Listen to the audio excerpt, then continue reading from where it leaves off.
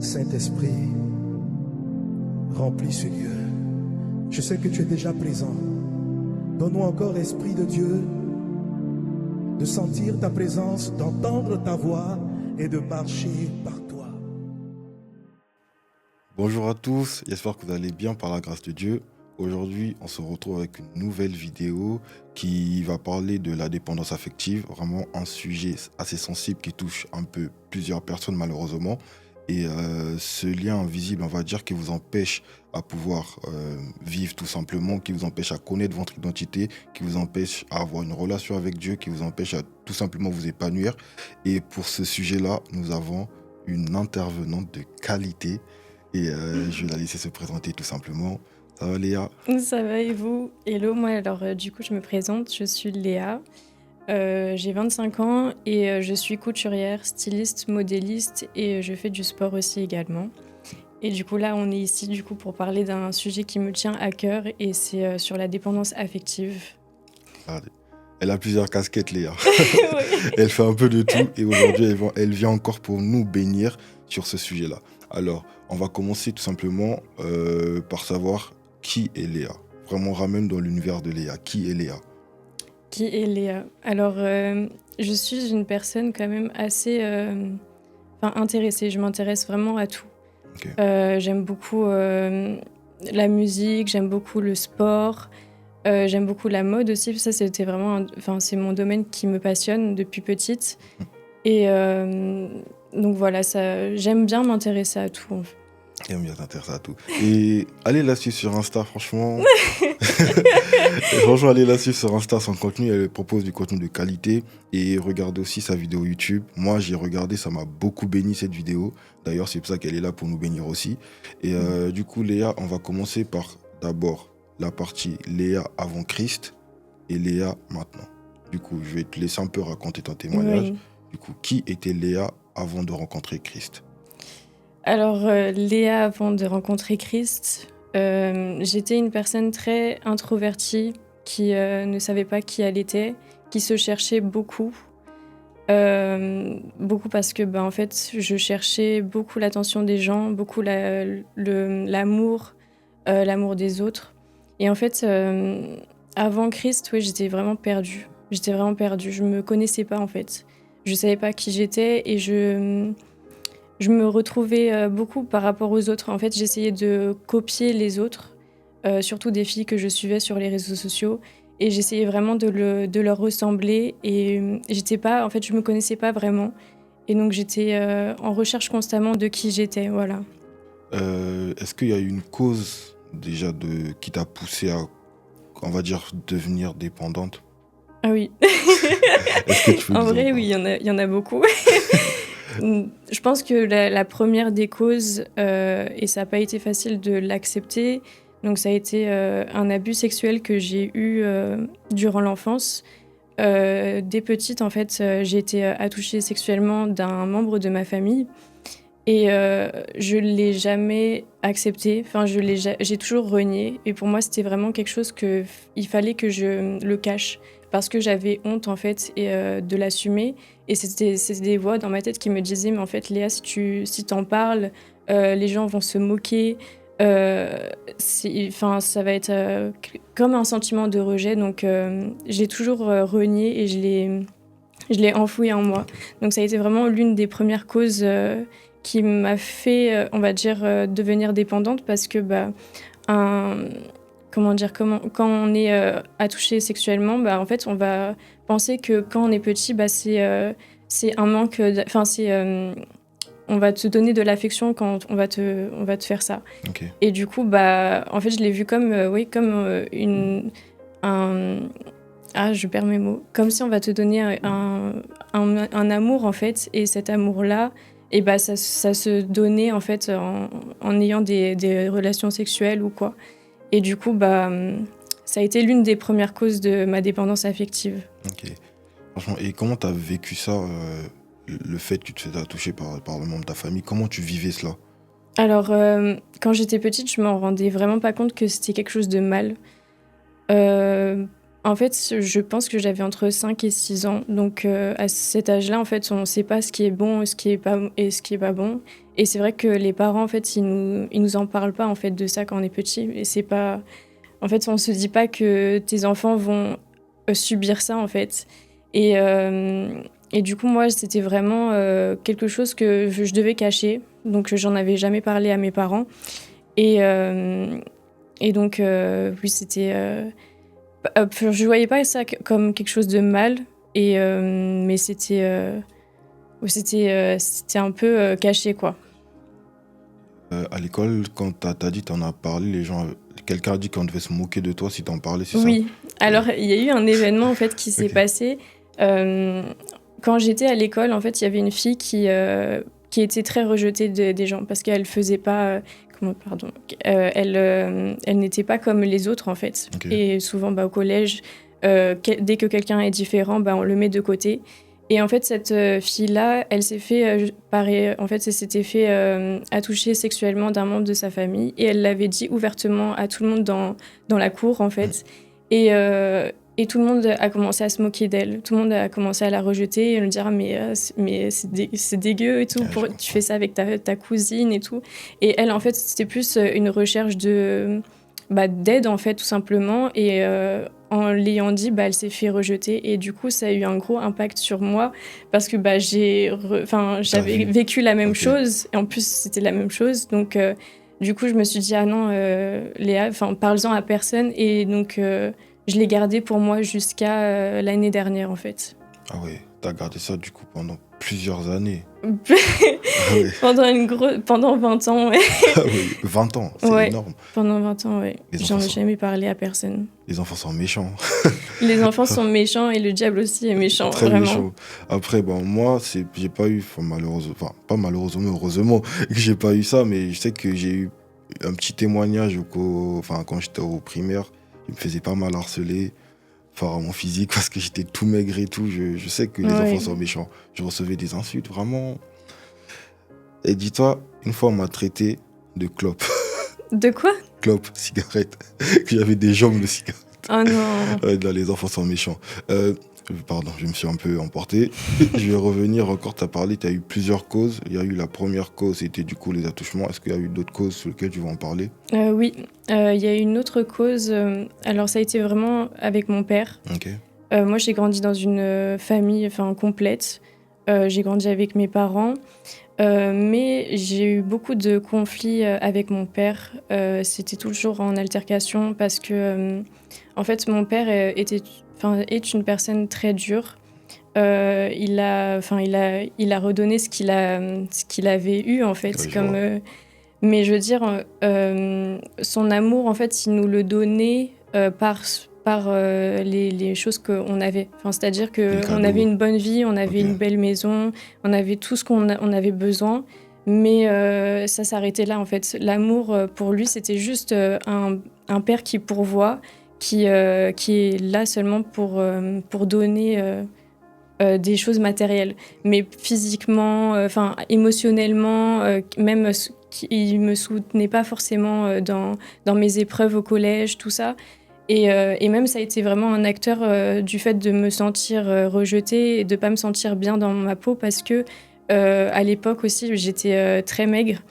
Et il m'avait dit que j'étais un sac d'os. Ah ouais. Donc, quand t'as ça au collège, en plus, c'est la période où tu te construis, tu te cherches énormément et un membre de ta famille qui te dit ça, surtout un père, ça te fait pas du tout sentir bien. Et donc, ouais, non, j'étais vraiment dans le conflit constamment avec lui. J'étais toujours en recherche d'amour, mais d'un autre côté, en fait, je l'assumais pas. Je vois tout simplement. J'avoue, sac d'os, c'est chaud à dire. Ouais. Après, j'ai vécu... je trouve que nos témoignages se ressemblent un peu parce que moi aussi j'ai eu un père beaucoup absent et plus je grandissais, je me disais que c'était comme ça quand je vais être père que je dois élever mes enfants. C'est-à-dire pour moi, je vous rassure, ma mentalité a changé depuis. Ma mentalité a changé depuis. Mais pour moi, vu que mon père, en gros, je le voyais plus comme quelqu'un qui venait juste déposer de l'argent à la maison. Genre, il vient, il dépose l'argent, il m'achète des trucs, mais il n'était jamais là. Donc c'est dire que j'avais pas ce soutien-là. Quand je me faisais harceler à l'école, j'avais pas quelqu'un pour pouvoir du coup en parler. Tu sais qu'il y avait les autres dans ma classe, ils avaient leur père, tu vois. Mais moi, je rentrais, il n'y avait pas ça, quoi. Mais bon, Dieu m'a totalement restauré aujourd'hui. Je sais comment je dois me comporter quand je serai père. Je vais plus mettre un accent sur la présence que le matériel. Du coup, je vais encore poser encore des questions. Et enfin, il y a encore une autre cause dans laquelle tu vas en parler ou... Bah après, je pense que c'est tout un long Oui, processus. Hein. c'est un long processus. Plus, en fait, dès qu'il y a un acte qui se pose, enfin après, c'est un enchaînement. Après, moi, ça continue aussi au lycée. Ok. Donc après, au lycée, pareil, bah, c'était... donc à ce moment-là, je cherchais l'amour de mes amis, donc de mes meilleures amies, sauf que mes meilleures amies, elles me donnaient pas ce que j'avais besoin. Et donc, bah, en fait, ça a commencé à être... Enfin, j'ai commencé à être frustrée aussi en amitié. J'étais jamais satisfaite, en fait. Et puis, après ça...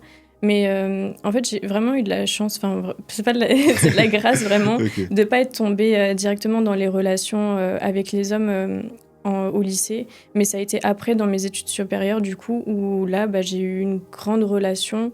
Et bah, ma dépendance affective était clairement là. En fait, je restais avec cette personne, je ne l'aimais pas, mais c'était parce que bah, c'était une habitude, en fait. Il m'apportait Ouais, juste une la présence présence, ok. que j'avais besoin, mais pas, j'étais pas comblée. Je vois quoi. Bon, là, on va un peu, avant du coup, j'ai une question qui monte à cœur, mais avant de pouvoir poser cette question, j'ai une autre question. J'ai t'embrouillé un peu. Du coup, c'était quoi le train de vie de Léa au collège, au lycée et à l'université? On va commencer par le collège. C'est-à-dire le train de vie. Genre, comment tu vivais un peu tout? Genre, je sais pas comment te l'expliquer. Ta vie à l'école, par exemple. Comment tu vivais? Est-ce que tu étais quelqu'un de bagarreuse? Ok. Est-ce que tu vois ce que je veux dire? Ok. Alors, non, au collège, j'étais quand même. Je faisais partie d'un groupe de filles qui, on va dire, posaient problème. Enfin, posaient problème. En fait, j'étais vraiment. Je me cherchais, donc j'allais là où. Dans les mauvaises fréquentations, vraiment. Ok. Et donc, à ce moment-là, bah, j'étais dans un petit groupe serré où bah, on se moquait beaucoup des gens aussi. Mais ça faisait pas partie de moi, en fait. Enfin, vraiment, Mais c'est parce que, bah, vu que je savais pas qui j'étais, Ok. on va dire, je copiais les gens. C'était plus pour te faire accepter, du coup. Voilà, c'était plus pour me faire accepter. Au lycée, j'ai été très reculée. En fait, c'était comme si je m'étais perdue et comme si je savais plus qui j'étais. Et donc, au lycée, j'étais quelqu'un de très réservé, très introverti, qui était très, enfin, tout souvent toute seule. Enfin, pas toute seule, mais je veux dire, jamais à l'exposition, Ok, en fait. je vois. J'étais cachée quand même. J'étais très stressée parce que bah, au lycée, c'était... Avec les examens, le bac, tout ça. et, non. ouais, ça. Ou la vie au lycée, tout simplement. Bah, la vie au lycée, tout simplement, parce qu'il y a énormément de monde au lycée, c'est impressionnant. Et puis, quand toi, tu te sens pas à l'aise toi-même, Oui, en fait, c'est trop bizarre à dire, mais c'était comme si je me tenais debout et je savais pas quoi faire de mes membres. Je vois. En fait, je sais pas, j'ai l'impression d'être là, mais de pas être en accord avec mon corps. Et du coup, bah, c'était ça un peu au lycée. Et en plus, j'ai eu une grosse période de... je commence à avoir de l'acné et tout. Et ça a joué un gros impact encore plus sur ma confiance en moi. Parce que physiquement, c'était pas du tout ça. Et puis, pour moi, le physique, c'était vraiment l'important. Ok. Et pour moi, ça reflétait ma confiance en moi, alors que pas du tout.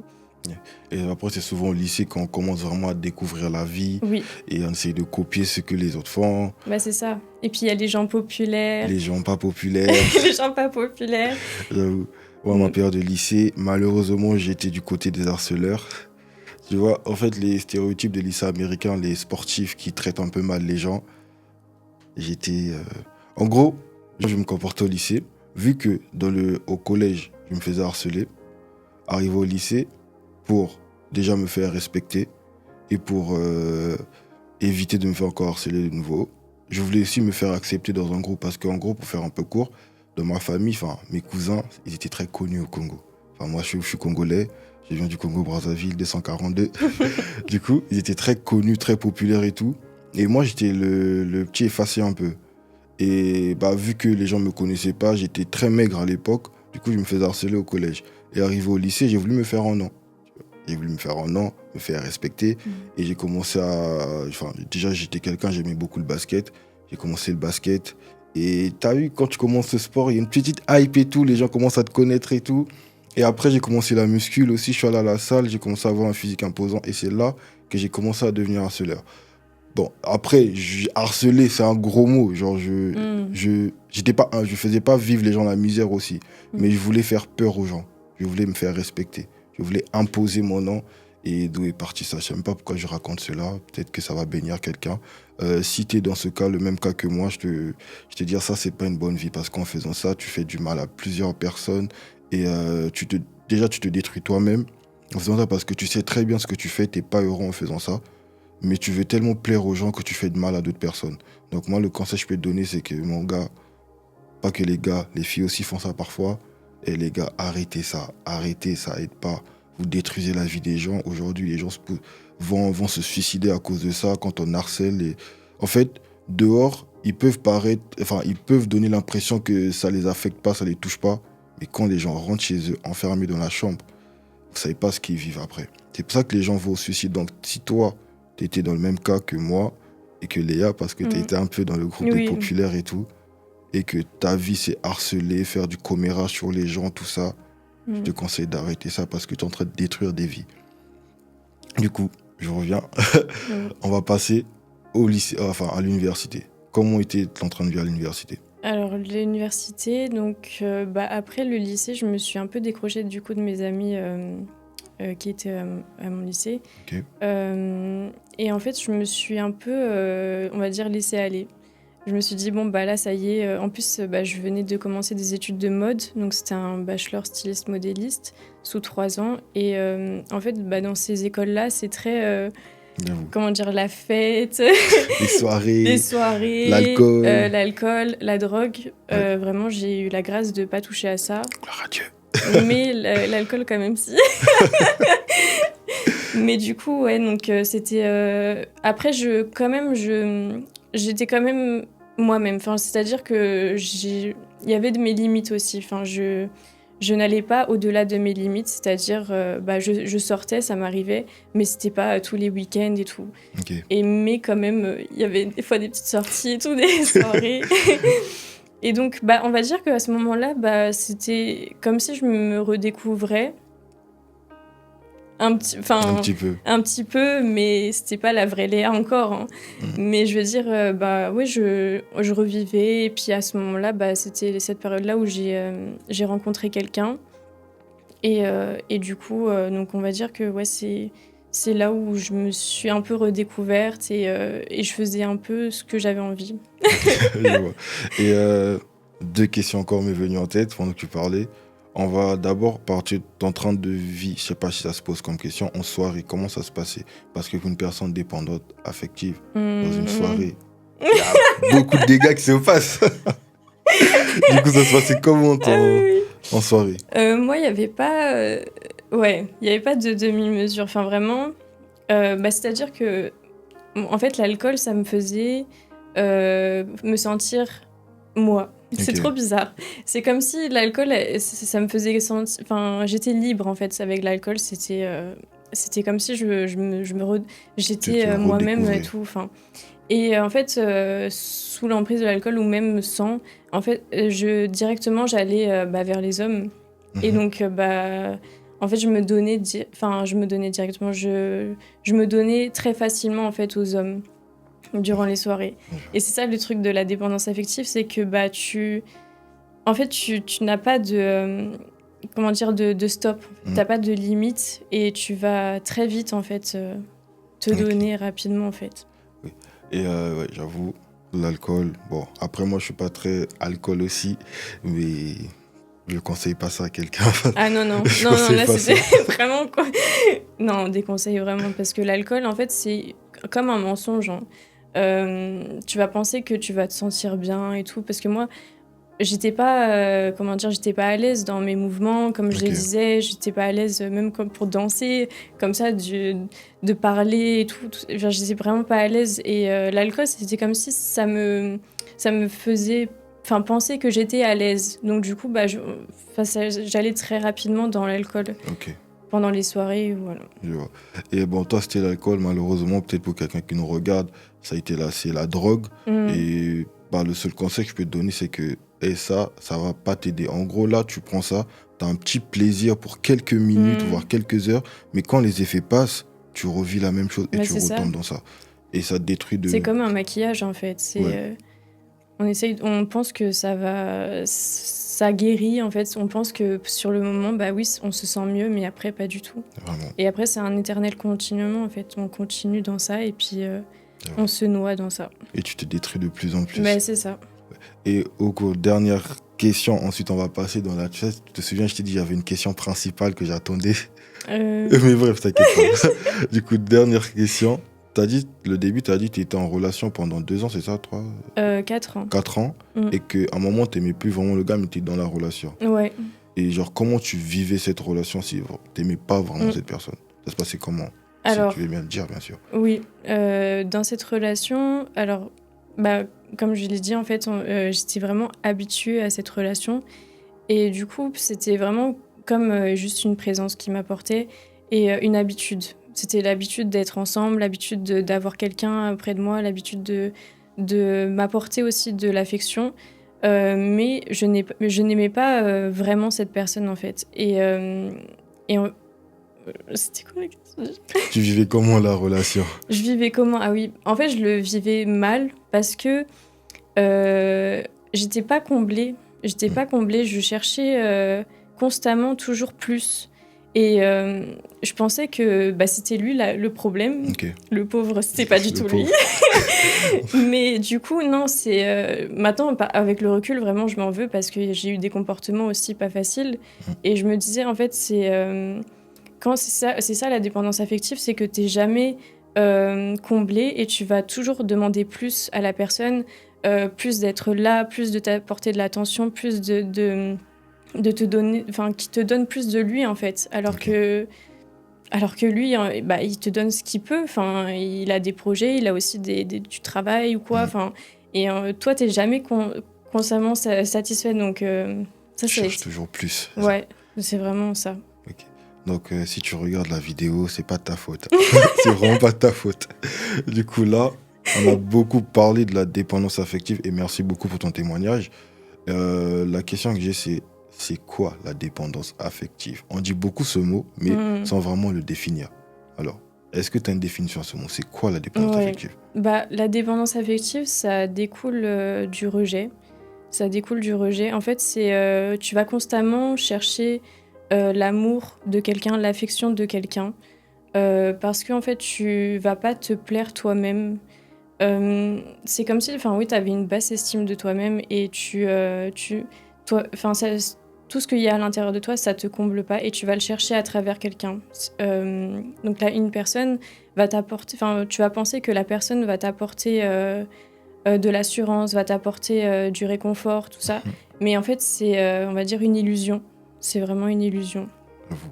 Et pour la personne qui regarde ça, j'aimerais qu'elle puisse se reconnaître si elle est dépendante affective. Du coup, je te pose une question, c'est quoi les causes? Je crois qu'on a beaucoup. Les signaux qui montrent qu'on est de la dépendance affective. Merci beaucoup pour ça. Les signaux. Les signes, déjà, il y a donc, le manque... la recherche constamment de l'amour. De l'amour envers les gens. On s'en rend pas vraiment compte. Enfin, moi, déjà, à l'époque, je m'en rendais pas compte. Mais j'étais constamment en recherche d'amour. En recherche d'avoir toujours la présence de quelqu'un. Par exemple, je donne un exemple. Sur mon téléphone, je vais envoyer un message à une personne et je vais toujours m'attendre à ce que la personne elle va me répondre. Donc je vais être toutes les 2 secondes sur mon téléphone. Bon, quand est-ce qu'elle me répond? En fait, c'est des petits trucs comme ça, mais ça te bouffe la vie parce que tu te sens pas bien en fait à l'intérieur de toi parce que tu vas constamment vouloir cet amour-là et cet amour que tu n'as pas eu pendant l'enfance ou pendant tes relations aussi amicales. C'est toujours constamment plus. Voilà, donc ça c'était une des... je te laisse détailler, c'est vraiment sens-toi libre. Sens-toi libre. Ah oui, alors, difficulté à prendre des décisions seule ou à savoir dire non. Ok. Ça c'est vraiment un signe parce que, vu qu'on est constamment, enfin, on va dire, on va faire toujours par rapport à la personne. Moi, en relation, je savais pas dire non. Ok. Je savais pas dire non. Même une personne, je voyais que j'intéressais, même si cette personne ne m'intéressait pas plus que ça ou ne m'attirait pas plus que ça, j'allais quand même vers cette personne parce que je savais que je l'intéressais. Et c'est trop vicieux parce que tu sais que tu l'intéresses et du coup, tu vas faire tout pour attirer encore plus cette personne vers toi. Alors que toi-même, tu sais que c'est pas ça, enfin, c'est pas ça ce que tu veux. Ok. Et donc, c'est vraiment vicieux et tu vas pas savoir dire non, tu vas pas savoir dire stop en fait. Parce qu'il y a des choses que personne n'accepterait en fait. Et toi-même, vu que tu es dépendant affectif, tu vas dire oui à tout. Oui à tout, j'avoue. Vraiment oui à tout, tu vas dire ouais. Franchement, libère-toi si t'as vraiment et si t'as plus de signaux à partager à quelqu'un parce que le but, c'est que la personne qui regarde, si elle est dépendante affective, comme ça, en écoutant ces signaux, ces signes, ils vont comprendre que oui, je suis dépendante affective. Tu vois. Donc, sois libre, lis tes notes si tu veux vraiment. J'ai mis aussi ne pas aimer sa propre compagnie, rester seul ou peur d'être abandonné. Pourquoi ? Parce que en fait, quand on est dépendant affectif, on a toujours besoin d'être accompagné, d'avoir une présence, d'avoir quelqu'un, peu importe ami ou relation. Mais après, moi, je pense que... Enfin, moi, au départ, c'était au lycée, c'était avec mes amis. Okay. Mais après, vu que je voyais que mes amis ne pouvaient pas m'apporter ce que j'avais besoin, je pensais que c'était à travers les hommes. Donc, c'était toujours avoir quelqu'un auprès de moi. Et en fait, après mon lycée, je me suis jamais retrouvée seule. Enfin, même après la fin de ma relation avec mon ex, tout de suite après, j'ai trouvé quelqu'un d'autre. Et ainsi de suite. En fait, ça s'est enchaîné parce que j'arrivais pas à me retrouver seule et me dire Léa, en fait, c'est toi le problème. Franchement, et puis il y a beaucoup, je crois vraiment que beaucoup vont se reconnaître dans ça parce que, surtout en étant jeune, on a toujours besoin de chercher constamment quelqu'un. Et franchement, c'est une bénédiction de t'avoir sur un cœur vrai. Et par de ça, si tu as d'autres signaux, vraiment, je te laisse, je te coupe plus la parole. Mais moi, je voulais rajouter aussi que c'était triste, c'est triste en fait de voir ça parce que maintenant, moi, je le vois vraiment de l'extérieur parce que maintenant, je me rends compte vraiment de tout ça. Et quand tu vois qu'une personne est dépendante affective, vraiment, et qui est constamment en train de vouloir plus et de vouloir de chercher quelqu'un et de pas être seule et de pas se combler seule. Enfin, vraiment, ça fait mal. Ça fait mal.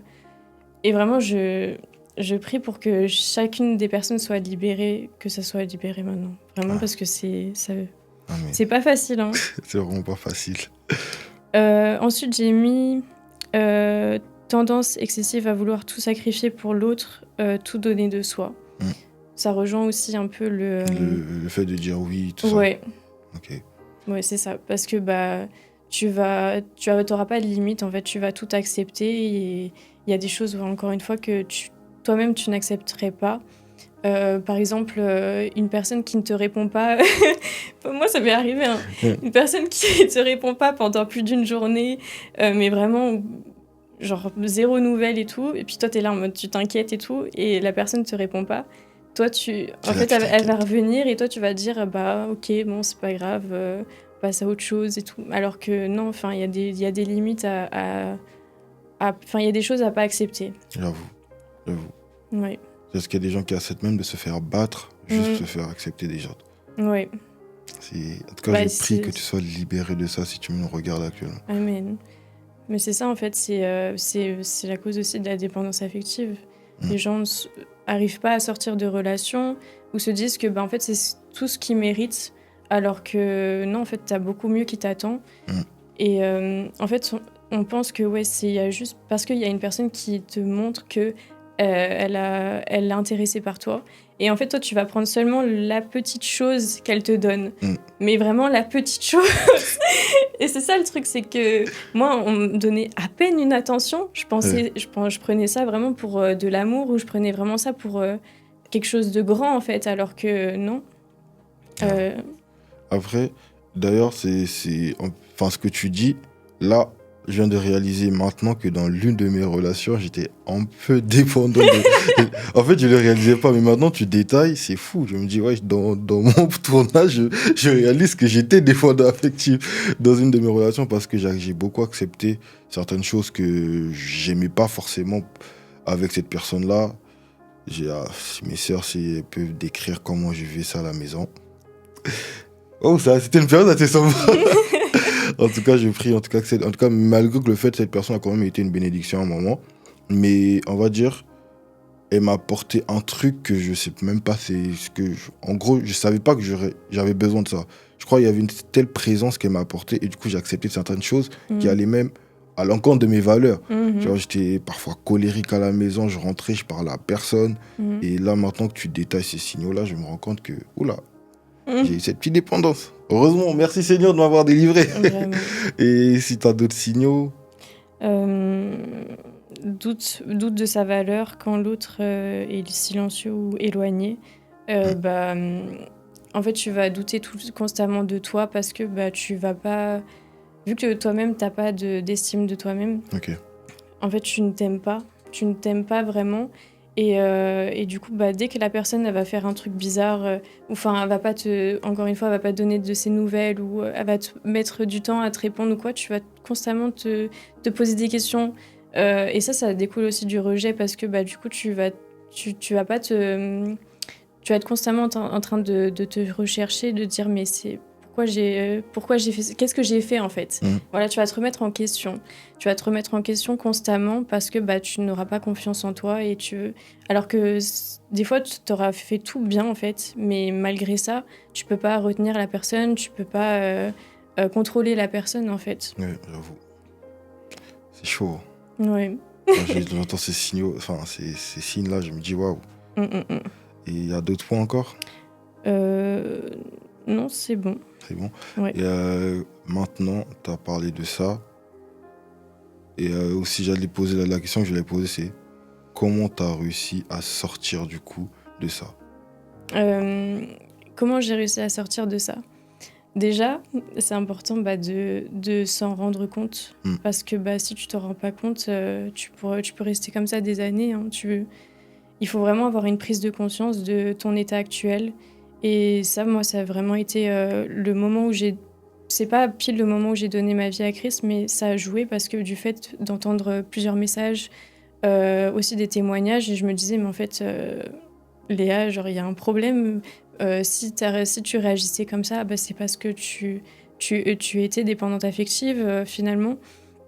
Et après, je me suis rendu compte aussi qu'il y avait des membres de ma famille qui l'étaient aussi. Donc, en fait, tout découle de ça, en fait.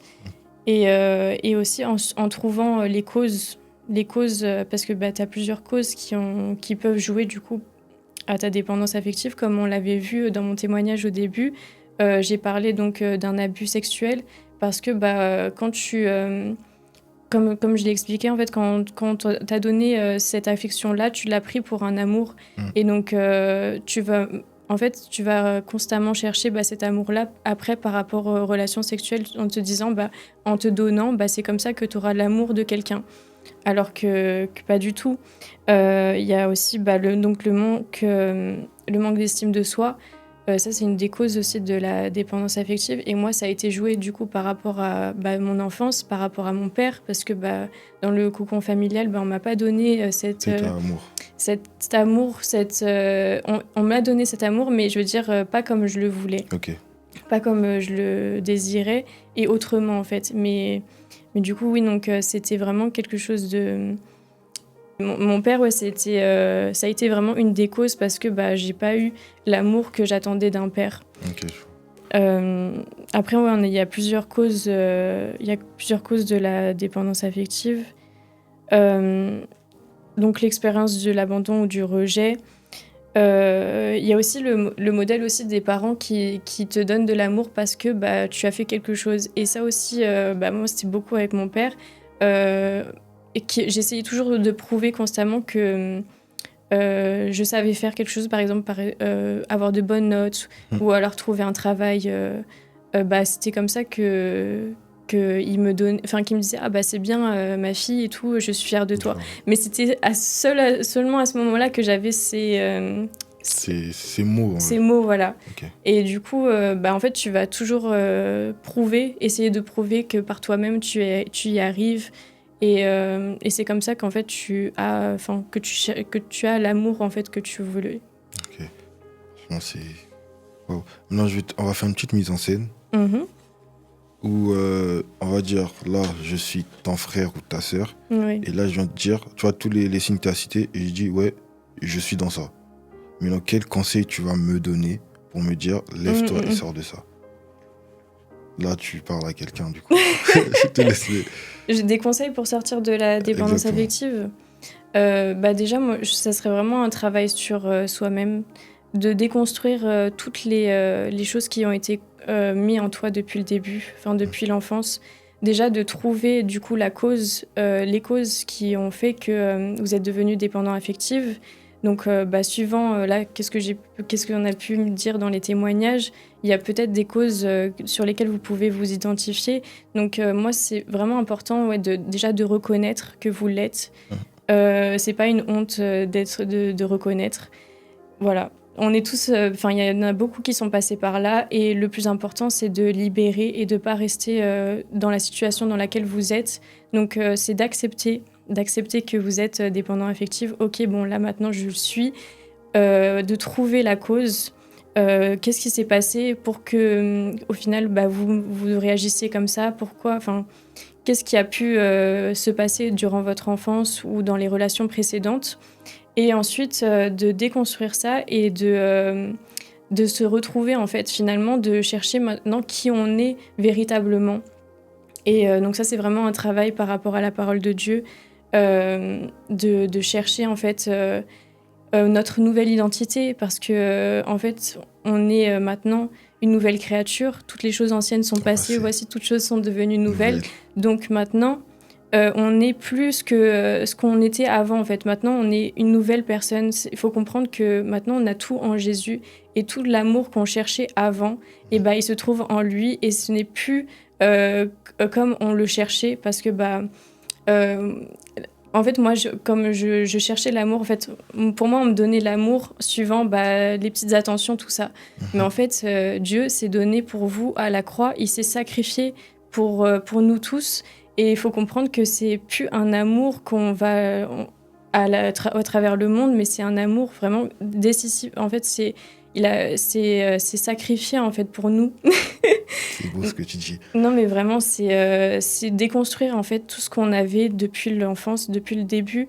Et c'est un gros travail, hein, vraiment. C'est un gros travail, je le confirme. Et donc voilà, c'est vraiment une prise de conscience. Que Dieu nous aime parce que c'est dur en fait quand on est sujet de dépendance affective ou de rejet, de prendre conscience que Dieu nous aime parce que Dieu n'est pas là. Enfin, je veux dire, il est là, mais je veux dire, il n'est pas là physiquement. Il va pas nous prendre dans ses bras. Il va pas. En fait, ce qu'on aurait besoin, en tant qu'être humain, et c'est vraiment prendre conscience de se dire Dieu m'aime. Peu importe qu'est-ce qu'il arrive, Dieu est là. Et même s'il se passe des choses sur Terre, même s'il se passe des situations et tout, en fait, Dieu reste constamment là pour nous. Et vraiment, en fait, c'est de mettre cette dépendance affective que vous avez envers les hommes ou quelqu'un de votre famille ou quoi, et de le mettre sur Dieu. Mais franchement, depuis là, je souris. Tout ce que tu dis, vraiment, c'est beau. Et on va un peu redescendre, sinon on va s'étaler ce sujet. Il faut même faire je pense que pour parler de ça, il faut même des conférences. Il faut essayer que les personnes puissent sortir de là. Mais je crois que cette vidéo va toucher plusieurs personnes. Maintenant, ma dernière question, c'est comment tu as rencontré Christ? Ce que tu as ressenti en donnant ta vie à Christ? La question. Comment j'ai rencontré Jésus? Alors... On m'en a parlé, on m'a parlé de Jésus depuis donc au lycée, donc c'était une amie à moi. Et à l'époque, j'étais en train de me... C'est là Non. J'étais en train de me chercher. Et du coup, Donc oui, donc elle m'a parlé de Dieu, elle m'a parlé de Jésus. Moi, je viens d'une famille catholique non pratiquante, donc Dieu, en fait, je savais qu'il y avait Dieu, enfin, je savais qu'il y avait un créateur, mais je veux dire, je savais pas qui il était, je m'intéressais pas plus à ça parce que, en fait, je m'intéressais pas plus à lui parce que, bah, pour moi, c'était vraiment quelque chose de religieux. Fallait aller à l'église seulement pour les événements, pour les baptêmes, pour les mariages, mais c'est tout. Et on m'avait proposé de faire du catéchisme, mais en fait, il y avait vraiment une atmosphère bizarre à l'église. Du coup, je me sentais vraiment pas à l'aise. Et donc, pour la première fois, j'ai été à l'église au lycée avec une amie à ICC. Et en fait, je me suis pas sentie tout de suite à l'aise parce que bah il y avait beaucoup de monde, il y avait l'atmosphère et tout. Et j'étais pas encore consciente de qui j'étais. Enfin, j'étais vraiment pas, j'avais pas confiance en moi, donc beaucoup de monde, beaucoup de personnes. Voilà, d'adoration, tout ça, de chant, de danse. Ouais, j'étais vraiment pas à l'aise. Et mais j'étais quand même intéressée, j'étais quand même attirée par Dieu, mais c'était pas là où vraiment j'ai eu la rencontre. Donc après, je me suis éloignée, on va dire, et je suis retombée dans le monde. Et puis, donc, il y a eu un événement, une relation qui m'a vraiment totalement brisée.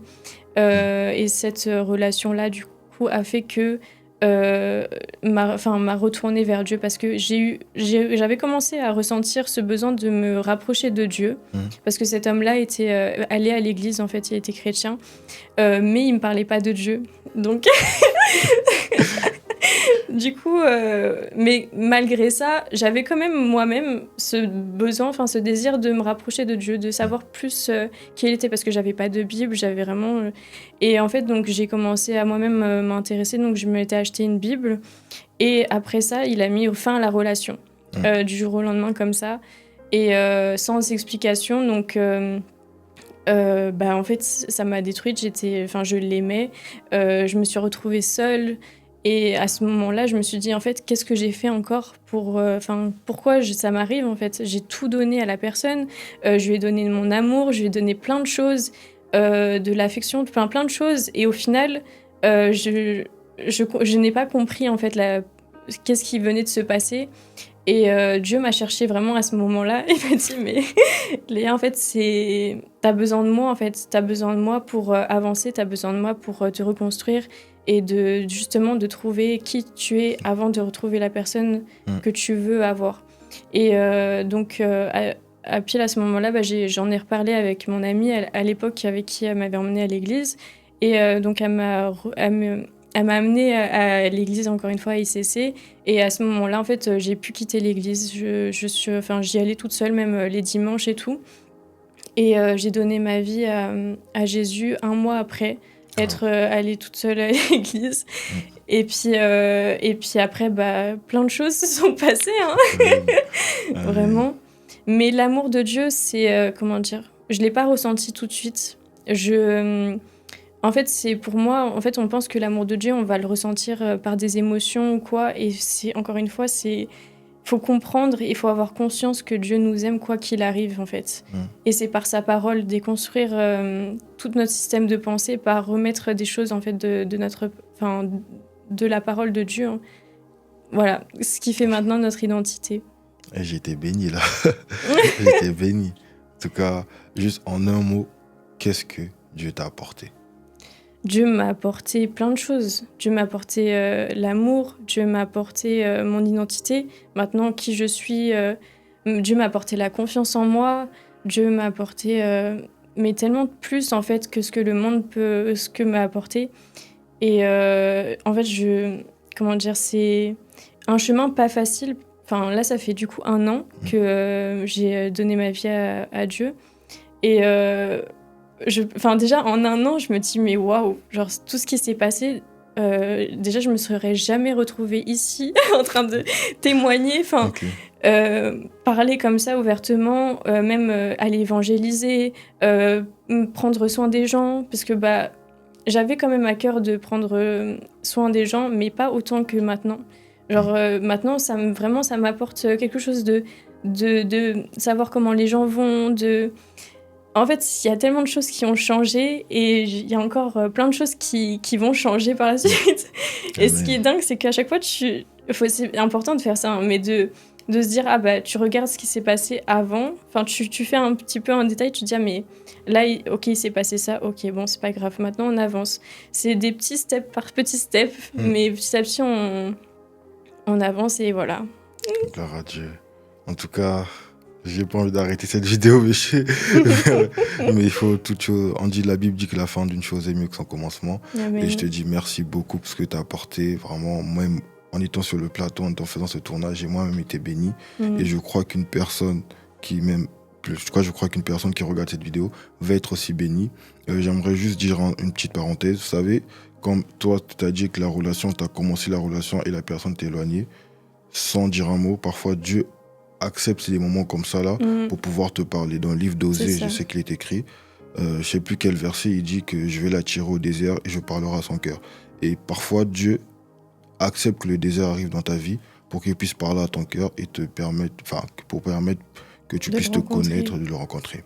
Donc si toi tu as été béni par cette vidéo, que ça t'a fait du bien, et que tu veux réellement connaître la joie que Léa a ressentie en acceptant Christ et cette joie que j'ai ressentie et toutes les personnes qui sont en Christ, si tu as accepté ça, je vais juste t'inviter à faire cette prière avec moi si tu veux donner ta vie au Seigneur. Amen. Seigneur Jésus, j'ai entendu ta parole et je sais qu'il m'a fait du bien. Père, aujourd'hui, je décide de te donner ma vie. Aide-moi à vivre pour ton plaisir, Seigneur, et donne-moi cette joie et cette grâce que tu es le seul à apporter. Père, dans le livre de Jean, tu as dit, donc si tu as accepté le Seigneur, si toi, cette vidéo t'a parlé et que tu désires de donner ta vie à Christ, je vais t'inviter à faire cette prière avec moi. Juste répète après moi. Seigneur Jésus, j'ai entendu ta parole. Et elle m'a fait du bien. Aide-moi à vivre pour ton plaisir. Et que par toi, je sais que je ne connaîtrai plus ce manque affectif. Éternel, Seigneur, éternel, aujourd'hui, je te donne ma vie entière. Et prends le contrôle de ma vie, tout simplement. Amen. Amen. Alors, merci beaucoup de nous avoir suivis. Et je te invite juste à liker, commenter, partager. Si cette vidéo t'a fait du bien, je crois qu'elle va faire du bien à plusieurs personnes. Et on se dit à la prochaine. Merci Léa. Merci et en tout cas, sois bénie. Et on espère te revoir encore pour d'autres sujets. En tout cas, merci beaucoup. Au revoir. Au revoir.